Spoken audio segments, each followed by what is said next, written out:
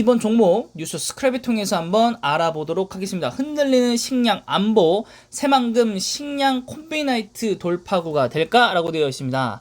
자, 이번 뉴스 굉장히 긴데요. 좀 천천히 한번 보도록 하겠습니다. 일단 표부터들 한번 보실게요. 자, 쌀 생산량이 2020년도까지 차츰차츰 줄어들고 있고, 그다음에 주요 곡물 연간 수입량도 옥수수, 밀, 콩, 쌀, 보리쌀 기준으로 있고요. 그다음에 국제 곡물가 가격은 최근에 많이 상승했었습니다. 그다음 주요 양곡 자급률 또한 옥수수와 밀이 적고요. 콩도 마찬가지로 비중이 크지 않습니다. 그래서 콩 같은 경우에도 그래서 이제 대두라고 하죠. 그래서 중국하고 미국하고 이제 무역 전쟁을 하게 되면 이 대두에 대한 게 크게 큰 폭으로 상승을 하죠. 대두 관련주들이. 그래서 뭐 풀무원이라든가 콩, 사료 이런 기업들이 막 폭등하는 막 그런 것들이 나오죠. 거기에 식량 자급률 또한 54.8%로 절반의 수준도 못 미치고 있다고 합니다. 2020년도는 아직 안 나왔으니까요. 곡물 자급률 또한 21%라고 합니다. 네. 곡물 자급률에 대해서는 뉴스를 통해서 조금 더 자세하게 설명을 해드리도록 하겠습니다. 그럼 전체적으로 지금 그래프를 보시면 우하향이라고 보시면 됩니다. 그래서 보시면 우리나라는 54.2%는 수입에 의존하기 때문에 만약 수입에 실패했을 경우에 막대한 식량 부족의 그런 경험도 할 수 있다라고 나와 있습니다. 자, 곡물 자급률은 21%고요. 이것들은 이제 OECD 국가 중 최저라고 합니다. 자, 곡물 자급률은 식용은 아니지만 우리가 즐겨 먹는 축산물을 기르기 위해 사용되는 곡물까지 포함해서 계산한 자급률이라고 합니다. 그러니까 이런 것들이 결론적으로는 많이 안 되고 있다라는 건 우리가 실질적으로 가축을 키울 수 없을 수도 있다라고 얘기를 하는 거랑 마찬가지입니다. 그럼 결국에는 육류 수급에도 문제가 많이 끼친다 이런 얘기일 수 있습니다. 그래서 곡물 수출국들이 만약 긴급 수출을 중단하는 조치를 하게 된다면 우리나라에겐 굉장히 큰 심대한 위협이 될 수 있고 또 이것들로 우리나라가 조금 어려움을 겪을 수 있습니다. 무역에 있어서.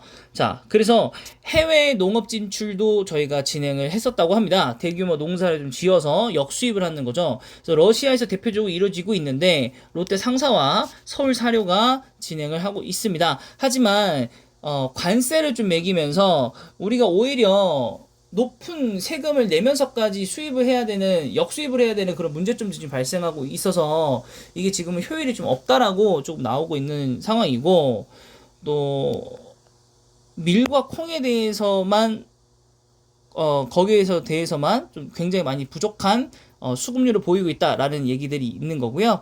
그래서 그것들을 강화하기 위해서 새만금 간척 사업 했던 곳에 그 부지에 곡률 가동 유통기지인 위에서 기사에 나왔듯이 식량 콤비나트라는 걸 설립을 하려고 하는 겁니다.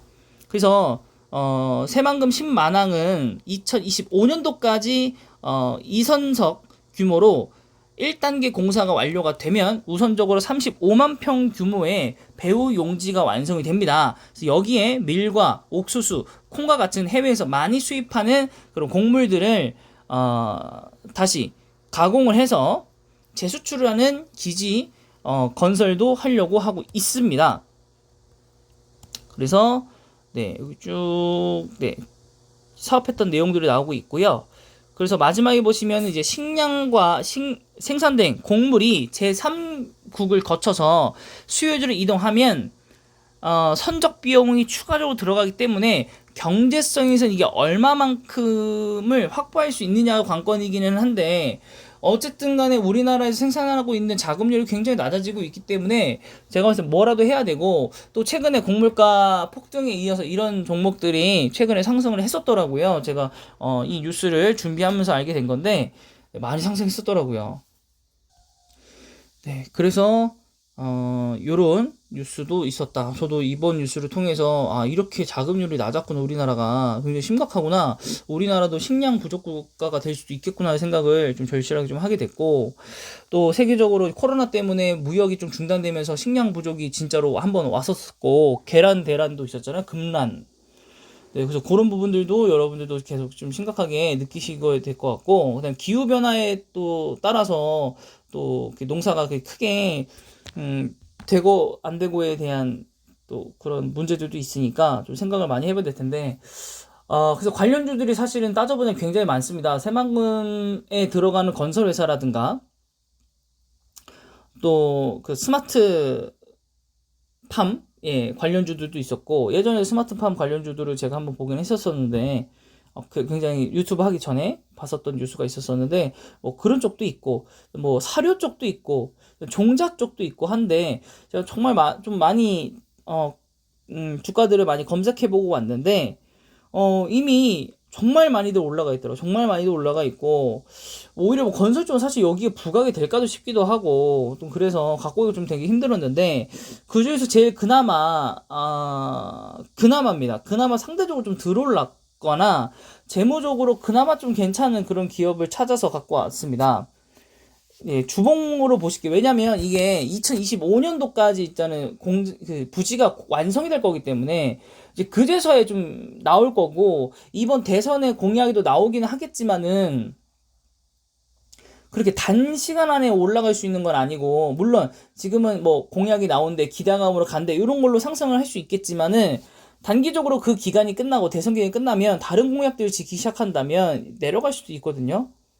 그렇다면 저는 장기적인 접근으로 좀 많이 봐야 된다고 생각을 해서 주봉으로 좀 갖고 왔습니다. 주봉으로 보시면 지금 거의 한 2배, 2배 근처, 3배 정도까지 올랐었다가 지금 조정을 받은 상태이고요. 월봉으로 봤을 때는 이제 정말 저점으로 따진다면 정말 많이 오른 거지만, 그래도 어느 정도, 스탠다드한 기준에서 오른다고 보면, 예, 3배가 올랐다고 보는 게 맞으실 것 같아요. 완전 저점 대비로 보면 너무 많이 오른 거니까. 그래서 기업은 팜스토리입니다. 여러분들 많이 아실 거라고 봅니다. 이미 수익을 내신 분들도 있는 걸로 알고 있는데, 자, 코스닥에 상장되어 있는 기업이고요. 2,600억 정도 시가총액 갖고 있고, 코스닥은 406위 정도가 되고요. 네, 액면가 500원이고 외국인 소진율을 1%밖에 되지 않습니다. 네, 목표 투자 그건 없고요. 재무를 보시면 좀 재무가 매출과 영업 수익이 괜찮은데 단기 수익률이 좀 마이너스라는 게 좀 문제이기는 합니다. 네, 이게 왜 이렇게 나온지 모르겠지만은, 네, 뭐 코로나 때문에 그랬던 걸 수도 있고요. 네, 그래서 이 사업이 지금 대두되고 있기 때문에 올해부터는 작년부터는 흑자 전환을 달성을 했고, 모두 달성을 했고, 영업이익률, 네, 순이익률, ROE가 무려 14%이고, 그 다음에 EPR이 4.74%밖에 되지 않습니다. 저평가 구간이라고 할 수 있고, 그 다음에, PBR도 마찬가지로 0.6위밖에 되지 않고, 배당은 재작년부터 차츰차츰 높여가고 있습니다. 네. 그만큼 매출과 영업이 단기 수익이 늘어나고 있으니까 배당도 그만큼 많이 주는 거겠죠.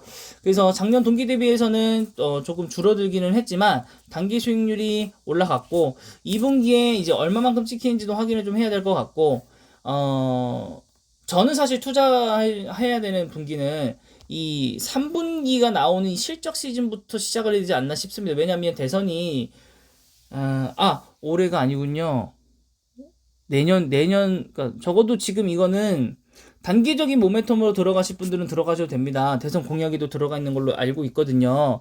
이게 정식적으로 대선 후보들이 정해지고 대선 후보들의 공약이 나오면 한 번 더 갈 수는 있지만 저는 대선 이후에 매수하는 게 더 좋다고는 판단을 합니다. 하지만 기사는 나왔기 때문에 미리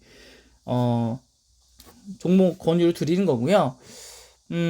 뭐 단기적인 이벤트로서도 먼저 들어가셔도 상관은 없는데 이게 확실히 딱 오른다 안 오른다에 대한 보장이 없기 때문에 네, 그러니까 꾸준히 실적을 확인해 보시면서 공물가 이런 것도 한번 쭉 보시면 팔로우 좀 해 보시면서 정말 괜찮아지고 있구나.